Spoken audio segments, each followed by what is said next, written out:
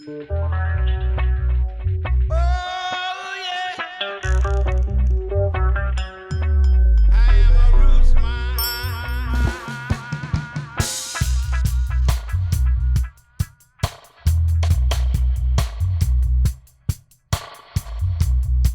first thing I remember about the BamBoo would be getting in there underage.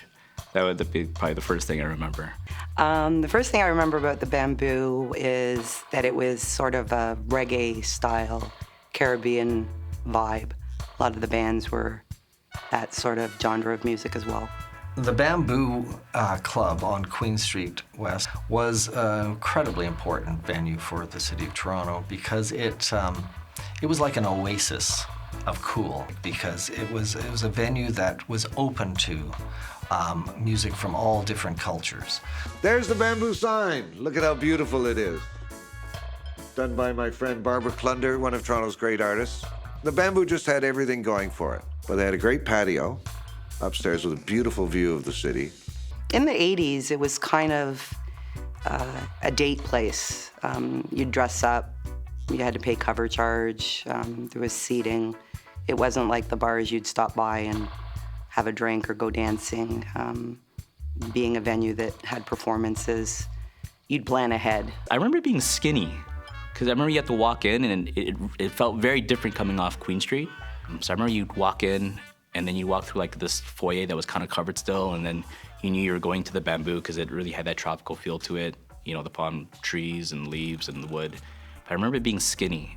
On Queen Street, especially, I can't speak for it from the 80s because I was really young at that time, but in the 90s, it was a place where, I guess, local talent, especially fashion, would really congregate. The emergence of these big clubs where you had all different kinds of music on different floors and great big bars where people would stand up in lineups. BamBoo was the opposite of that. And I think that was probably why Toronto will miss it. Queen Street's different. People are different. Bands are all different. It's not the same. Like Thomas Wolfe says, you can't go home again. So we had to move on. They tried to reopen it down on the waterfront. You know, they say lightning doesn't strike twice. You know, when it opened, it was a series of circumstances that brought that location and those people and those musicians into the same place. 2001, whenever it was that they tried to reopen, or 2004, I can't quite remember. Different time. Different time. The music scene is different. People don't need the same stuff out of music that they did then. I'm not as up to date on what's there now, but I know the club scene doesn't look anything like it once did. It's different now.